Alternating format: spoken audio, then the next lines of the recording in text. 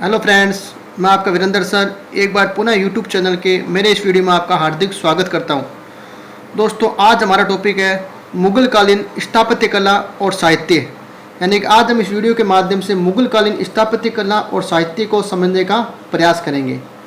तो इस वीडियो को शुरू करने से पहले मैं आपसे रिक्वेस्ट करता हूँ कि मेरे इस चैनल को आप ज़रूर सब्सक्राइब और लाइक करें, ताकि मेरे आप नेक्स्ट वीडियो से जुड़े रहो और ज़्यादा से ज़्यादा आप मेरे इस वीडियो को शेयर भी कीजिए।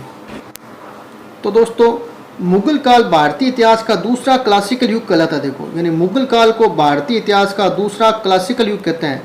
यानी कि सबसे अधिक यानी कि क्लासिकल युग जो है वो मुगल काल कहलाता है भारत के अंदर।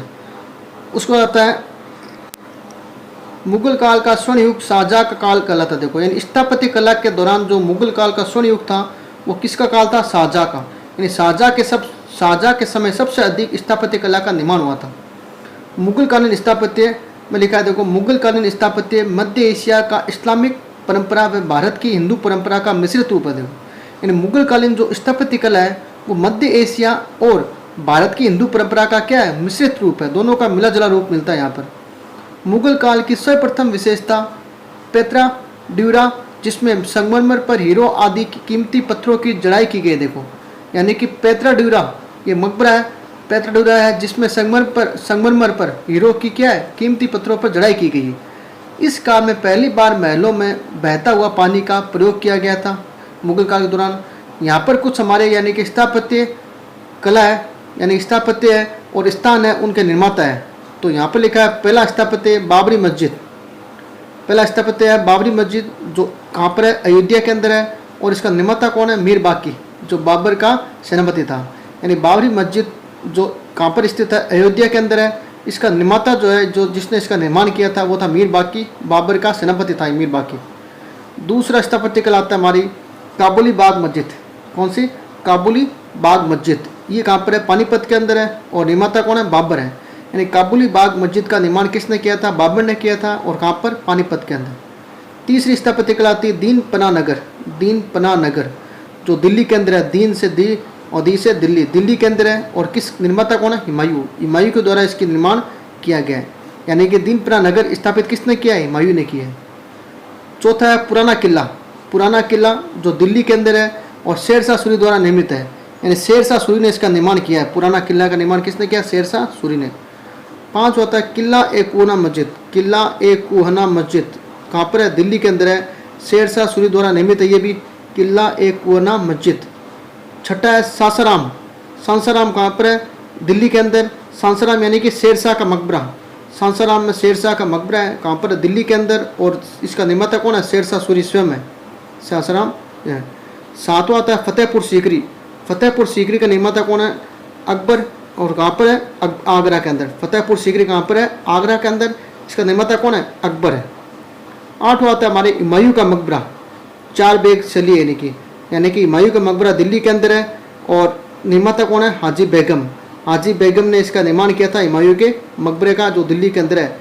चार बाग शैली में निर्मित है हुमायूं का मकबरा। बड़ा शानदार मकबरा है दिल्ली के अंदर हुमायूं का। फिर आता है शेख सलीम चिश्ती की दरगाह। शेख सलीम चिश्ती की दरगाह कहाँ पर है? फतेहपुर सीकरी के अंदर।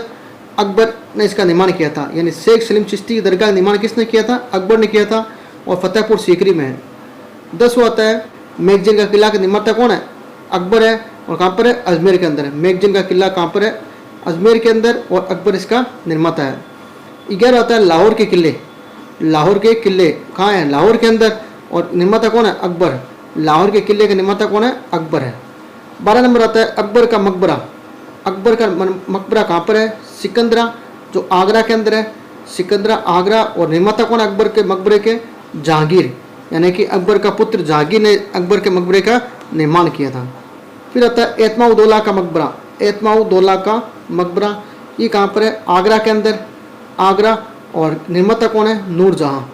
एतमाउद्दौला का मकबरा आगरा के अंदर है। नूरजहाँ यानी नूरजहाँ के पिता का मकबरा है। एतमाउद्दौला कौन थे? नूरजहाँ के पिता थे। जहांगीर का मकबरा कहाँ पर है? जहांगीर। जहांगीर का मकबरा है शाहदरा लाहौर के अंदर। और निर्माता कौन है? नूरजहाँ। जहांगीर का मकबरा शाहदरा लाहौर में। और कहाँ पर है? निर्माता कौन है? नूरजहाँ। नेक्स्ट है दोस्तों शाहजहाँ का मकबरा। कहाँ पर है? ताजमहल के अंदर। शाहजहाँ का मकबरा ताजमहल के अंदर है, आगरा के अंदर, और निर्माता कौन है? शाहजहाँ स्वयं है। शाहजहाँ का मकबरा का निर्माता कौन है? शाहजहाँ स्वयं है और आगरा के अंदर है, यानी शाहजहाँ का मकबरा ताजमहल के अंदर ही निर्मित है। 16वां है, आगरा की मोती मस्जिद का निर्माण किसने किया था? शाहजहाँ ने किया था, और कहाँ पर है? आगरा के अंदर। आगरा की मोती मस्जिद आगरा के अंदर है और निर्माता शाहजहाँ। दिल्ली का लाल किला दिल्ली के अंदर है, शाहजहाँ द्वारा निर्मित है। 18वां आता है जामा मस्जिद। जामा मस्जिद कहाँ पर है? दिल्ली के अंदर, और निर्माता कौन है? शाहजहाँ, यानी कि शाहजहाँ ने आगरा की मोती मस्जिद, दिल्ली का लाल किला और जामा मस्जिद और शाहजहाँ का मकबरा ये निर्माण किया था। किसने? शाहजहाँ ने स्वयं ने। दिल्ली की मोती मस्जिद दिल्ली की मोती मस्जिद जो पूर्णतः संगमरमर से निर्मित है। दिल्ली की मोती मस्जिद जो पूर्णतः संगमरमर से निर्मित है, कहाँ पर है? दिल्ली के अंदर है, और निर्माता कौन है? औरंगजेब है। फिर इसके बाद आता है बीबी का मकबरा। बीबी का मकबरा यानी कि रबिया उद दुर्रानी का मकबरा। रबिया उद दुर्रानी का मकबरा औरंगाबाद महाराष्ट्र के अंदर है। औरंगजेब ने इसका निर्माण किया था। औरंगजेब की पत्नी का, यानी औरंगजेब की बेगम का मकबरा ये बीबी का मकबरा रबिया उद दुर्रानी नाम था का मकबरा कहाँ पर है? औरंगाबाद महाराष्ट्र में, और औरंगजेब ने इसका निर्माण किया था। तो ये तो थे दोस्तों हमारे भारत के अंदर मुगल काल के दौरान स्थापत्य कला से संबंधित।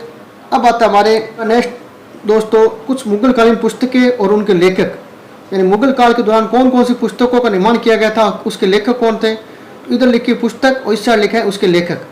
तो पहली हमारी जो पुस्तक है वो है तुजुक ए बाबरी।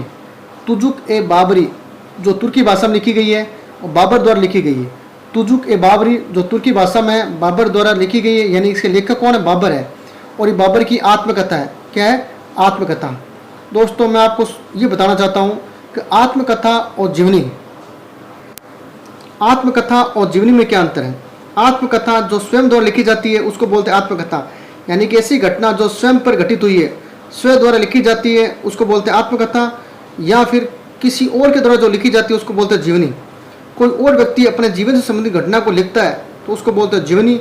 और आत्मकथा जिस घटना का वर्णन व्यक्ति स्वयं करता है उसको बोलते हैं आत्मकथा। तो बाबर की आत्मकथा कौन सी है? तुजुक ए बाबरी। नेक्स्ट है रिसाल ए उसज। रिसाल ए उसज लेखक कौन है? बाबर है। रिसाल ए उसज के लेखक कौन है? बाबर। फिर आता है हुमायूंनामा। हुमायूंनामा के रचिता कौन है? गुलबदन बेगम।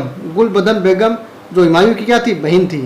हुमायूंनामा किसकी रचिता है? गुलबदन बेगम की है। रचिता कौन है? हुमायूं की बहन यानी गुलबदन बेगम जो हुमायूंनामा के रचना की थी। ये हुमायूं की क्या है? जीवनी है। हुमायूंनामा क्यों जीवनी है? क्योंकि इसकी स्थापना कौन कर रहा है? हुमायूं की बहन कर रही है, यानी कि गुलबदन बेगम कर रही है। तो ये हुमायूंनामा क्या है? हुमायूं की जीवनी। नेक्स्ट है तारिक ए रसीदी। तारिक ए रसीदी इसके लेखक कौन है? मिर्जा हैदर। तारिक ए रसीदी के लेखक कौन है? मिर्जा हैदर है। उसका होता है 5वां ताज की रात उल वाक़ियात। ताज की रात उल वाक़ियात इसके लेखक कौन है? जोहर आफ्ताब बच्ची। जोहर आफ्ताब बच्ची इसके लेखक है। फिर आता 6ठा आइन अकबरी यानी अकबरनामा। आइन अकबरी अकबरनामा का रचिता कौन है? अबुल फजल। ये भी क्या है? जीवनी है। आइन अकबरी अकबरनामा अकबर से संबंधित है, यानी कि किसके द्वारा लिखी गई? अबुल फजल द्वारा। तो ये भी अकबर की क्या है? जीवनी है जो दूसरों द्वारा लिखी गई है। फिर आता 7वां मुंतखब उत तवारिक। मुंतखब उत तवारिक किसके द्वारा लिखी गई है? बदायूनी द्वारा। मुंतखब उत तवारिक बदायूनी की द्वारा लिखी गई है। फिर आता है 8वां तुजुक ए जहांगीरी। तुजुक ए जहांगीरी ये आत्मकथा है, यानी कि जहांगीर द्वारा स्वयं द्वारा लिखी गई आत्मकथा। तुजुक ए जहांगीरी आत्मकथा है, यानी जहांगीर मोहम्मद खां और मोहम्मद हादी द्वारा लिखी गई है। तो ये आपके आत्मकथा किसकी है? जहांगीर की है। जहांगीर मोहम्मद खां और मोहम्मद हादी द्वारा लिखी गई है। फिर आता है 9 नंबर शाहजहाँनामा। शाहजहाँनामा इनायत खां द्वारा लिखी गई है। शाहजहाँनामा के लेखक कौन है? इनायत खां। फिर आता है फतवात ए आलमगिरी। वेरी मोस्ट है ये फतवात ए आलमगिरी। ईश्वरदास नागर। ईश्वरदास नागर की रचना ये। 11 नंबर है मज्म उल बहरी। मज्म उल बहरीन सिर ए अकबर। मज्म उल बहरी सिर ए अकबर रचिता कौन है? दारा सिको। दारा सिको द्वारा रचना की गई है। 12 नंबर है रज्मनामा, यानी महाभारत का फारसी अनुवाद को बोलते हैं रज्मनामा। महाभारत का फारसी अनुवाद है क्या? रज्मनामा। नकीब खां और अब्दुल कादिर बदायूनी, यानी कि नकीब खां और अब्दुल कादिर बदायूनी द्वारा लिखी गई है। कौन सी? रज्मनामा। फिर आता है रामायण का फारसी अनुवाद। रामायण का फारसी अनुवाद, इसके रचयिता कौन है? बदायूनी है। रामायण का फारसी में अनुवाद किसने किया था? बदायूनी ने किया था। फिर है अचार-ए-दानिश, अचार-ए-दानिश, इसके रचयिता है अबुल फजल। कौन है? अबुल फजल।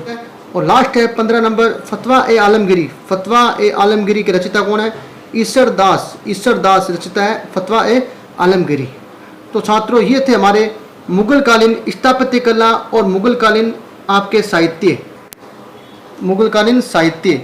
तो आपको मेरा वीडियो कैसा लगा मुझे ज़रूर कमेंट बॉक्स में कमेंट कीजिए और मेरे इस वीडियो को आप ज़्यादा से ज़्यादा शेयर कीजिए। और नेक्स्ट वीडियो से अगर आप मेरे जुड़ना चाहते हो तो आप मेरे इस चैनल को सब्सक्राइब कीजिए ताकि आप मेरे नेक्स्ट वीडियो से जुड़े रहो। तब तक के लिए जय हिंद, जय भारत।